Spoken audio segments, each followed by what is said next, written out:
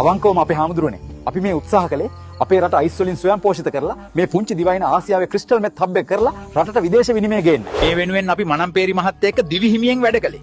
කලින් නම් අපිට ඉතින් පූර්ණ රාජ්‍ය අනුග්‍රහය තිබ්බා. කොහෙද ඉතින් දැන් ඉන්න උන් එක්ක මුකුත් කරන්න බෑනේ. මේව හදන හැටි මෙලෝදයක් අපි දැනන් හිටියේ නෑ. අපේ බොසාලා රාජ්‍ය අනුග්‍රහයෙන් වියදම් කරලා සුද්ධෝ ගෙන්නලා උන්ගෙන් අහගෙන තමයි යාන්තම් මේවා කරන විදිය ඉගෙන ගත්තේ. ෂිට්. වැඩක් නෑ. දැන් සේරම ඉවරයි. සේරම ඉවරයි. කෑවා අපේ මහන්සිය. මේ විසදුම් මැද්දේ මේ කාමරය ඇතුලේ අපි නිදි මරාගෙන වැඩ කළේ සේරම ඉවරයි පින් දැන්. ඒ විතරක් නම් මදයි. ගෝඩ් ෆාදර්ලා වගේ ඉන්න හිතන් එකතු කරපු තුවක්කු පතුරොන් උණ්ඩ සේරම අහුවෙනවා. අපරාදේ. අයිස්ලන්තේ රජා වගේ ඉන්න තිබ්බ එක හැඳි ගෑවිලම ගියා. සුපිරි ගේමක් ගහන්න හිතන්. එකතු කරගත්ත කෙමිකල් ටික ආරක්ෂා කරගන්න මොන දේවල් කළාද දෙවියනේ. උඹලා දන්නේ නැහැ බං ඒ ගැන. හරි වේදනායි මට. පොළොවේ යට වැළලුවා. මල්ගස් වටේට තිබ්බා. කොන්ටේනර් පෙට්ටිවල දැම්මා. මොන මගුල කළත් අන්තිමේදී සේරම අහු වුණා. දැන් නම් හොඳටම මෙත් මල් පිබිදෙයි වගේ.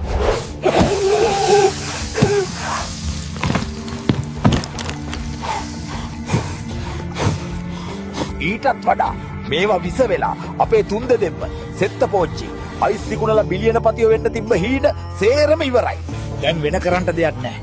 මේ විස දුමටම ඕපන් වෙලා මැරිලා යන එක හොඳයි. පොලිසියට අහු වෙලා ජීවිත කාලෙම හිරේ ලගිනවට වඩා. මෙත් මල් පිබිදේවා සියලු ශ්‍රී ලාංකික රටවැසියනි. ඔව් අපි දැන් මේ යන්නේ මොකද්ද ශ්‍රී ලංකාවට වුණ විනාශය ගැන විනාඩි 2-3කින් පොඩ්ඩක් කතා කරන්නයි. ඔව් ඒව ගැන තමයි මේ කතා කරන්න යන්නේ. මොකද මේවා පොළොවේ යටින් හම්බෙනවා, ලොරි වලින් හම්බෙනවා, කන්ටේනර් පෙට්ටි වලින් හම්බෙනවා. ඒ මදිවට මල් පාත්තියනුත් හම්බෙනවා.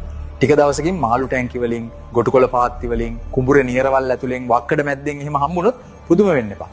ඒ නිසා අපි මේ ගැන දැනුවත් වෙලා ඉන්න එක වටිනවා. විශේෂයෙන්ම දරුවෝ ඉන්න දෙමාපියෝ. ඔයාලා දරුවෝ ගැන අනිවා ඇහැ ගහගෙන ඉන්න ඕනි කාලයක් මේක. ඇයි අයිස් මෙච්චර භයානක? ඉස්සර කතා කරපු හෙරෝයින්, කොකේන් වලට වඩා මේක වෙනස් වෙන්නේ කොහොමද? මේක මේ තරම්ම व्यසනයක් වෙලා තියෙන්නේ කොහොමද? බලමු. හෙරෝයින් හදන්නේ පොපි ශාකයෙන්. මේකේ පොට්ටු වල කිරි වලින් අබින් කියන දේ ගන්නවා. ඊළඟට රසායනික ක්‍රියාවලියකින් අබින් වල මෝෆින් සංයෝගය හෙරෝයින් බවට පත් කරනවා. පොපි කියන්නේ මල් වර්ගයක්. මේක වැඩිපුරම වවන්නේ ආසියාවේ සහ මැද පෙරදිග රටවල් වල. විශේෂයෙන්ම ඇෆ්ගනිස්තානය කියන්නේ ලෝකේ පොපි හදන ප්‍රධානම රට. කොකේන් හදන්නේ කොකා කියන ශාකයේ කොළ වලින්. දකුණු ඇමරිකාවේ ගොඩක්ම වැඩෙන මේ ගස්වල කොළ වලින් කොකේන් කියන රසායනිකය නිස්සාරණය කරගන්නවා. දැන් ඔයාලට තේරෙනවද? මේ හෙරෝයින් කොකේන් කියන දෙකම ශාක වලින් තමයි මේ රසායනික ද්‍රව්‍ය ගන්නෙ. ඔන්න ඕකෙනුයි අයිස් කියන දේද මේ දෙකෙන්ම සම්පූර්ණයෙන් වෙනස් වෙන්නේ. කොකා කොලා කියද්දි උඹලට හුරු පුරුදු මොනා හරි මතක් වුණාද?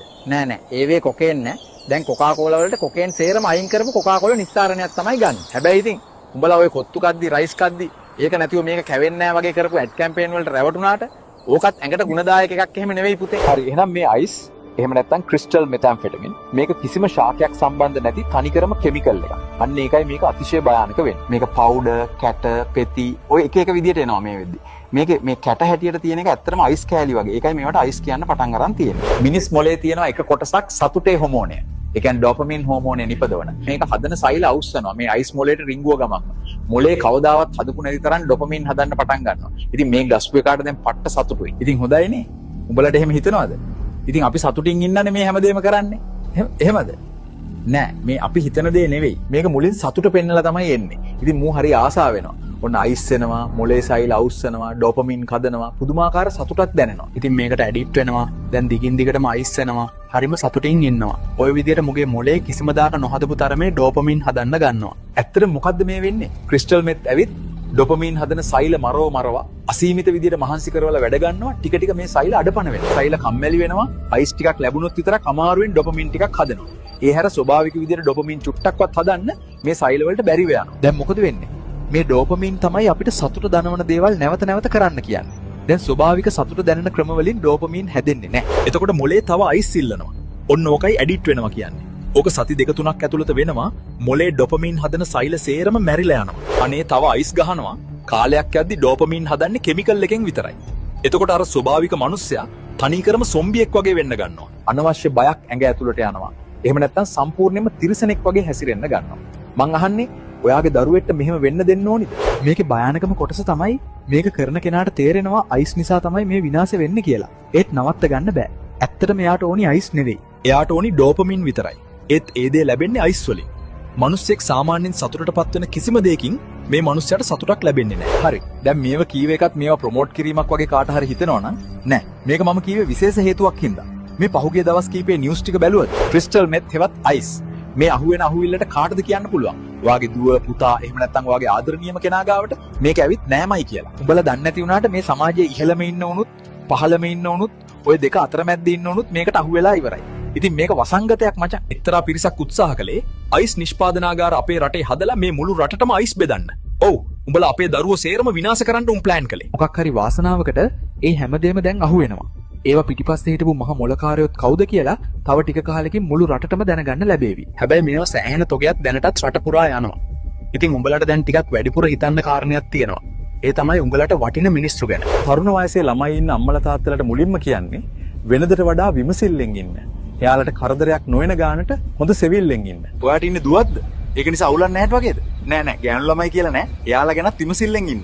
අයිස් වලට ඇබ්බැහි වෙච්ච ගෑනු ළමයි ඉන්නවා බරපතල විදියට. ඔයාගේ පෙම්වතා හෝ පෙම්වතිය ඔයා හමු වුණාම හැසිරෙන්න කිසිම සතුටක් නෑ වගේද?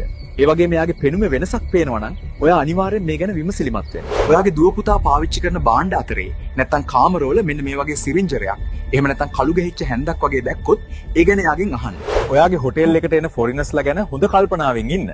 සල්ලි ටිකක් වැඩියෙන් අතට ආවට අවසානයේට අහක යන නඩු කන්න වෙන්නේ ඔයාටම තමයි. සාමාන්‍ය මිනිස්සුෙකුට සාමාන්‍ය සතුටක් තියෙනවා. ඒ තමයි මිනිස්සුගේ ඩොපමින් ලෙවල් එක.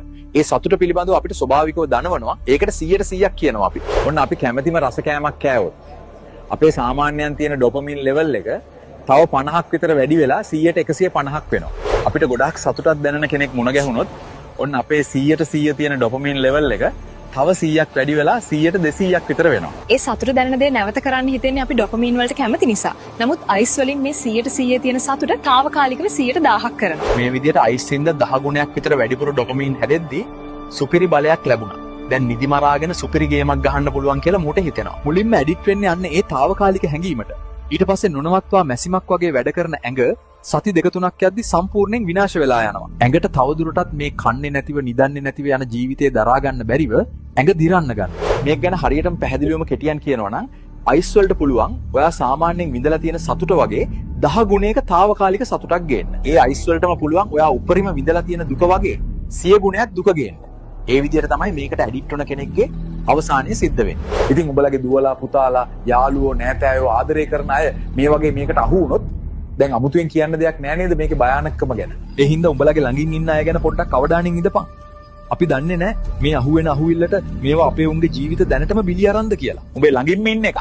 කිසි අවුලක් නෑ මචං. ගගා අම්බානක නිදිමරාගෙන වැඩ කරනවා නම් දවසින් දවස හැසිරීම අමුතු වෙනවා නම් අන්න මචං කේස් එක. ඔයාගේ දරුවා සතියක් විතර බත් කන්න නැතුව සොම්බියෙක් වගේ හැසිරෙනවා නම් එහෙම නැත්නම් යාළුවෙක් ආවම ඌ එක්ක කාමරේ දොරත් වහගෙන කුටු කුටු ගානවා නම් ඇඩිට් වෙලා වගේ ක්ලබ් යනවා නම් නිතර සල්ලි ඉල්ලලා රණ්ඩු කරනවා නම් මේවා මේ කෙල්ලොන්ටත් එක කියන්නේ.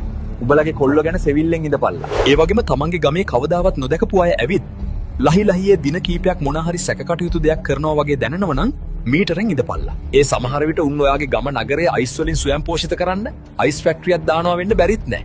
හැබැයි දින කීපයක්වත් අඩු ගානේ රබර් රැහැ දාලා බලපන්. එහෙම නැතිව මේ එකපාරටම ඕකට නාකොටික් කමතණ්ඩයි 119 ගහන්නයි යන්න එපා.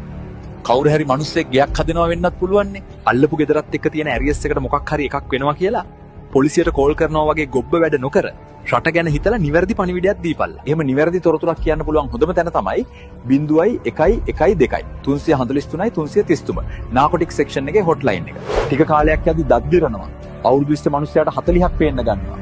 සමාජයෙන් පරිගන්න හිතෙනවා.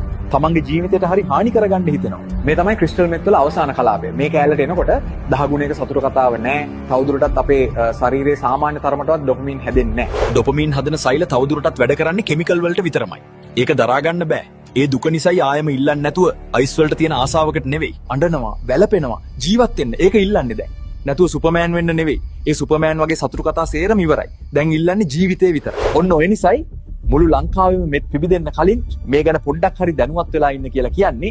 ඒ වගේම විශේෂ ස්තුතියක් තියෙනවා කරන්න මේ වීඩියෝ හදන්න ගොඩක් කරුණු ගත්තේ සියතේ අරවින්ද අයියගේ පහුගින මෝර්නින් ෂෝ එකෙන්. DJ අරා ඔයාලට ගොඩක් ස්තුතියි මේවා ගැන මුළු රටටම දැනුවත් කළාට. ඉතින් guys විශ්වාස කරපල්ලා ලස්සන රටක් හැදෙනවා. ඒක දකින්න ඒක විඳින්න ජීවත් වෙයල්ලා. සති දෙක තුනක ආතල් එකක් වෙනුවෙන් ජරා විදිහට විහිං මැරෙන්න එපා.